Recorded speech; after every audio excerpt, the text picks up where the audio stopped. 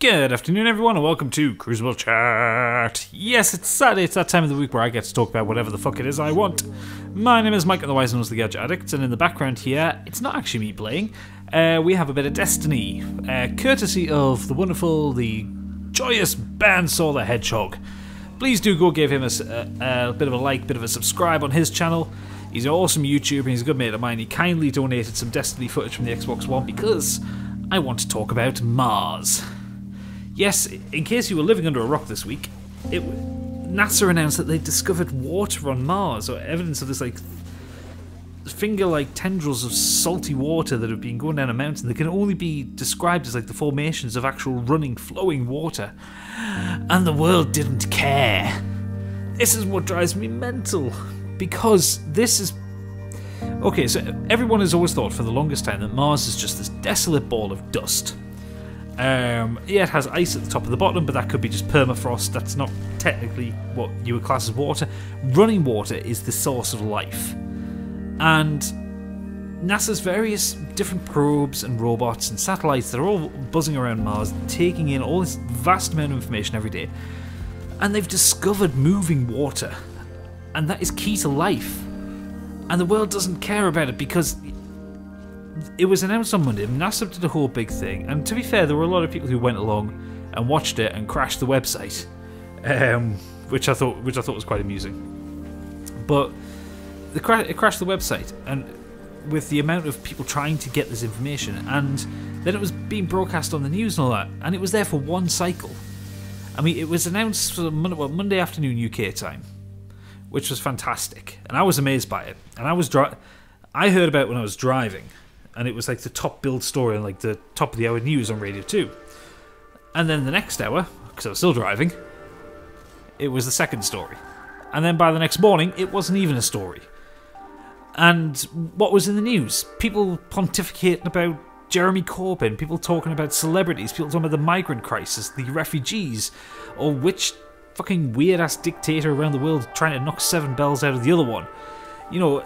Fucking Islamic State, all this shit, all these petty little insignificant things distracting from the fact that the potential for life has been found on Mars.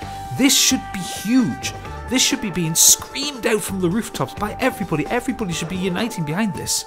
Because finding water is only one step away from finding life.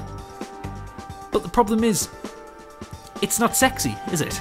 You know, people will stand up when NASA can present an alien, like a creature, a fully formed, multi-celled organism. Chances are NASA will find life on Mars, and it'll be single-celled stuff. It'll be like little amoebas or little stuff that you can only look in a petri dish through a microscope. That ain't sexy, but it's life on another planet, and that would excite me so much. But so many people don't care. So many people just care about what a Kardashian has for a dinner.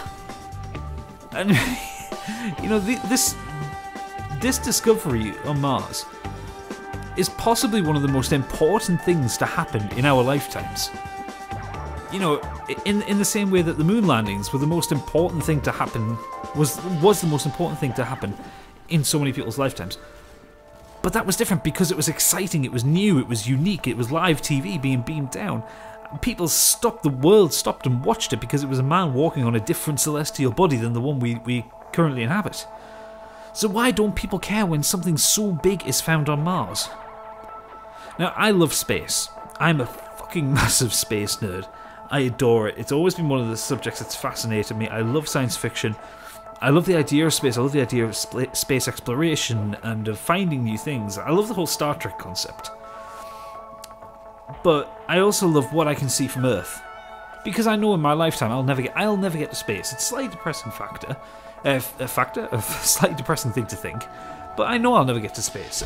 That will never happen for me.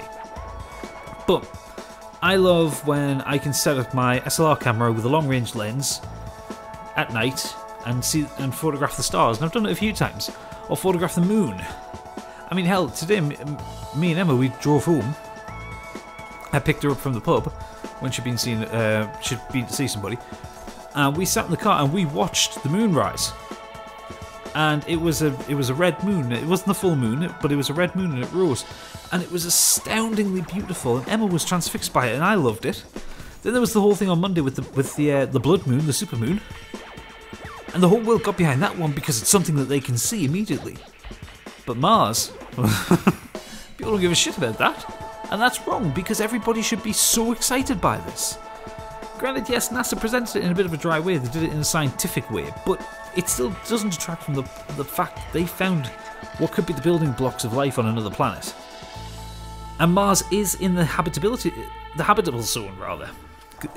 Because when you look at a solar system, there is this zone from just in front of us to, I think, just about where Mars is, where there is the potential for life to be supported, or at least life as we know it to be supported. You know, like with mild tolerances to hot and cold and oxygen and water and that kind of thing. You know, not cold, not warm enough that everything melts, or everything burns up and evaporates like you would on Venus or Mercury, and not far enough back that water would freeze. You know, you have this zone where water can exist, and therefore life can exist in various hardy fashions. And it's not inconceivable that life could exist on Mars. And nobody cares. I just want people to be aware of this. I want people to realise how huge a thing this is. Because it is. It's enormous, and it has the potential to completely change the course of human evolution and change the course of, well, this is a historic moment. We've witnessed a historic moment, and people just looked on Instagram to see what people were having for dinner. And please, humanity, I'm disappointed in you. Get excited about this, please. Anyway, I think that's all I can possibly rant out on this for now. I know it's a bit of a short one, but hey ho. So please do let me know what you think. I hope I've got some space nerds in my subscribers. I really hope we can have a good conversation about this one, because everybody should be so excited.